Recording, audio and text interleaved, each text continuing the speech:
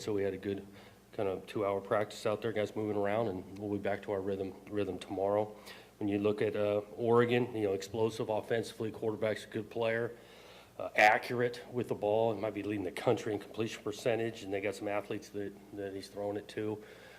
Flip it around, got a solid defense. I look at those guys, they just continue to improve. You look from game 1 to game 1, I think 4, those guys have continued to improve, and they played really, really well against UCLA, held them pretty much throughout the entire game. So big-time challenge, tough atmosphere, know the place, that it's definitely an exciting fan base that feels like they impact the game, and so these are the type of games you love playing in. With that, questions? Jonathan, you said everything moved up the day.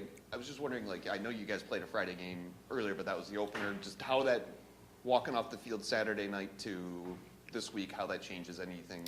Well, you just kind of, we definitely looked at the game in the morning on Sunday, but then you flip the script pretty quick and you transition to your next opponent. And so we were, late into the night on Sunday game planning and prepping for what we got done today. Jonathan, is it bizarre for you to be facing an opponent that's sort of been ingrained in your culture since you were a player as the rival? They hated it from a place that doesn't have that same relationship with them, yet you've got coaches on your staff. You've got one who was the coach there last year, but you've got coaches on your staff who came with you, players that came with you.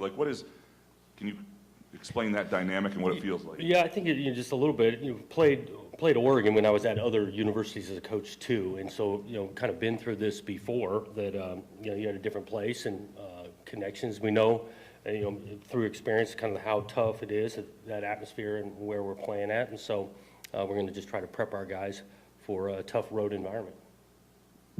I'm wondering, for kind of off that, how do you kind of separate the emotion of what the rivalry means to you from Oregon State's perspective and kind of take that maybe neutral look at it? I think you kind of touched on it some last year, that you kind of got to remove yourself a little bit. Well, yeah, and again, once the thing's kicked off, you're approaching it as, as a coach of what can preparing the guys, and then throughout the game, you get locked in on the game, and so.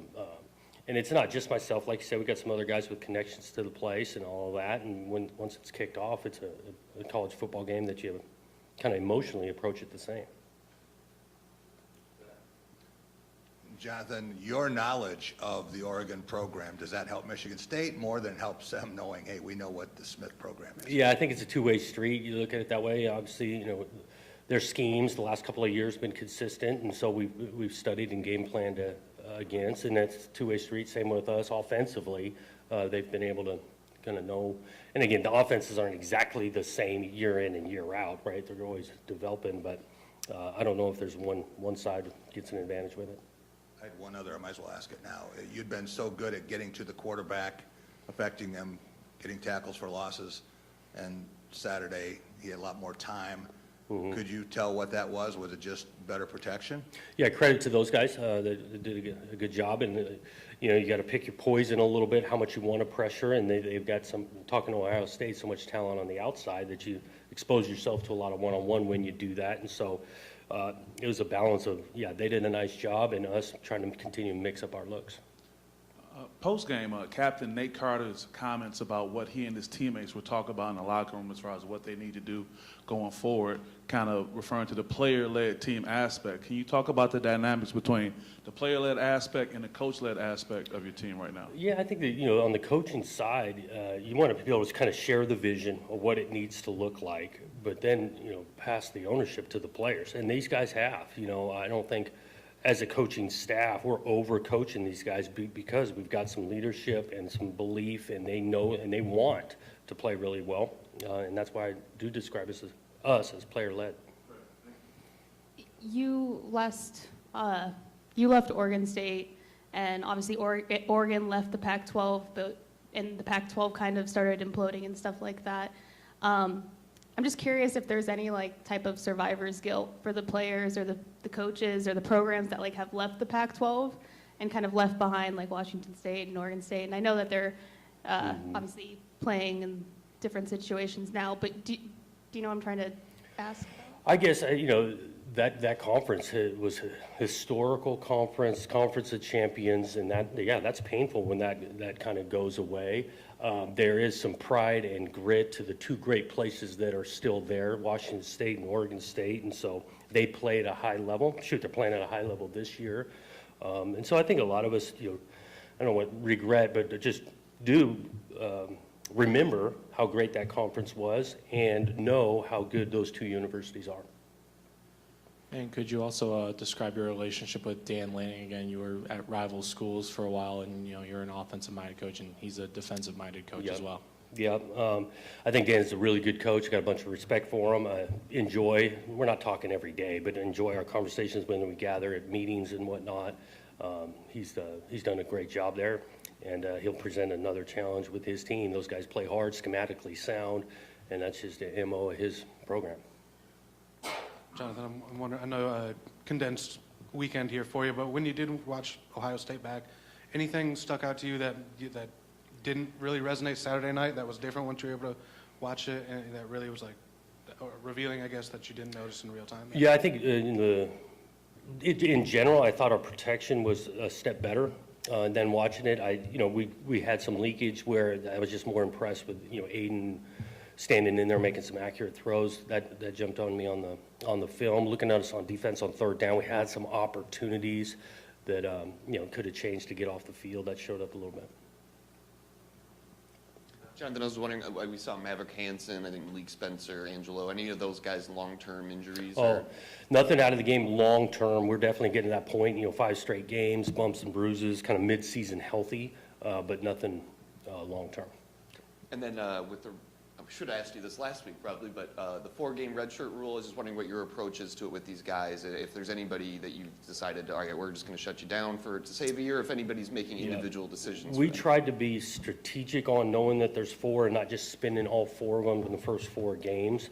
And so, we're beginning to have conversations with a guy or two that's played in 1 or 2 because we want to have available guys as the season goes on. Just talked about the injury end. So we tried to be, like I said, not just spend all 4 games the first 4.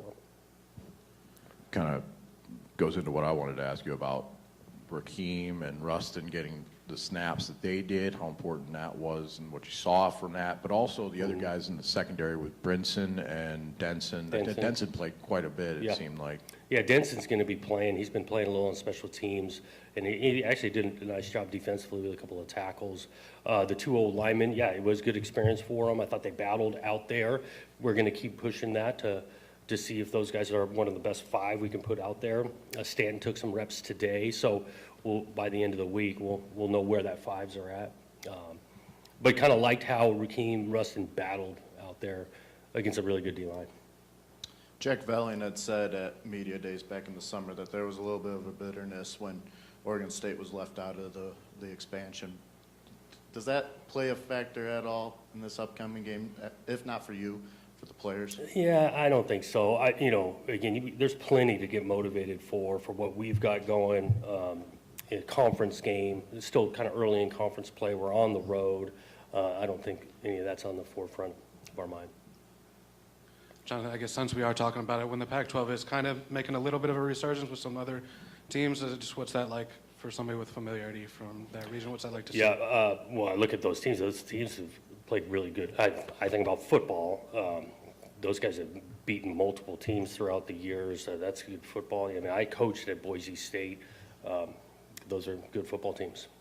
What I wanted to ask mostly is, I don't know, again, how far you're able to go back. When you look at Oregon, though, it seems like the last couple weeks they've improved, from early on. Just what do you notice as a difference from early to these last few? Yeah, I think every team's a little bit different each time you play, and I credit to those coaches. They've continued to get better. Early on, they were explosive. You have to look at Boise and special teams, a couple huge explosion plays, and then they've tightened some details up and improved in week 3 and definitely in week 4.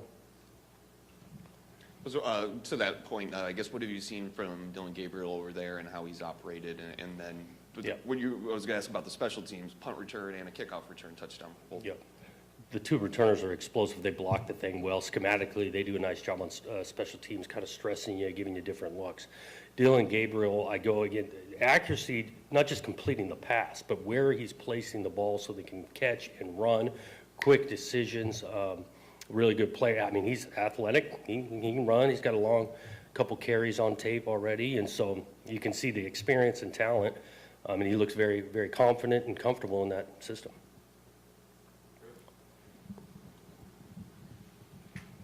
I'm wondering how much muscle memory there really is from a year ago with all this stuff with the portal and guys coming and going. I mean, it was your last game at Oregon State was facing those guys, but how much different are they in the course of those couple months? Yeah, there's some the same, some differences. I think about the way you game plan them. And so, yeah, we're definitely watching a lot of tape, not just the 4 games. We're watching previous season and going back on our own notes to try to put a great plan together. I was wondering what you saw to Jordan Turner on Saturday night. He had the fumble that was a forced fumble and recovery that was called back. He had the interception, and he looked like he was he had himself a good game. He did. He was impacting things, physical, flying around, playing with emotion. Yeah, the interception was huge. Even the way he picks the thing and he runs down the sideline. He's great ball security with it. Nearly gets the fumble out. I get it. It looked like he was down, but he was flying around out there. So Ohio State rolled up a lot of yards. They're going to do that against a lot of people. But did you feel good that you didn't allow those 70-yarders Yes. that they were showing against That part. Marshall and everybody else? We tried to be intentional of not giving it like that 70, 60 yards. They had a few explosive plays, I think in one run, first and 20, popped out for about 30 or so. But that's a really good team.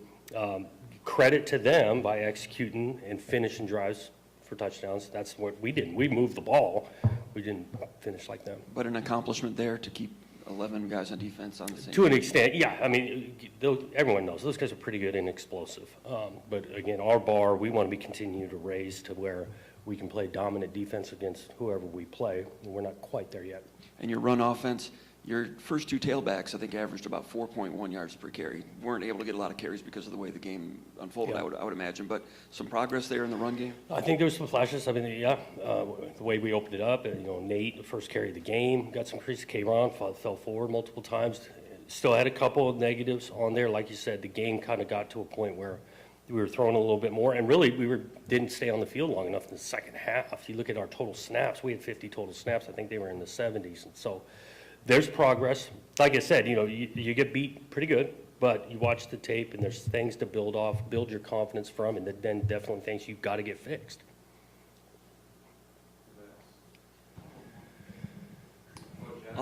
Okay. Jonathan, you had it with Nick Marsh at Maryland. Ohio State's had it with Jeremiah Smith all year, and then you saw what Alabama with a 17-year-old Yeah. is doing. Is it something about that position, or just guys more gifted, they're more advanced, they can come in and do it right away? Well, I think those guys are gifted, without question, and they don't come around that often, that young, to be so impactful. But I mean, seeing it in person, and we feel great where Marsh is at and where he can go. I don't know if it's just the receiver position or anything, but those guys are talented. Also, another player in the playing group, Ben Roberts, showed some ability there that maybe in the spring game, I don't know if you saw it there or not, but it looked like he was ready to play on Saturday. He's been working, yeah, and again, he's part of that group. We've been rotating a good amount of the D line to keep him fresh and all that, and he's part of that group. We trust and make it physical, and I was excited for him to get out there and play. Thanks, guys.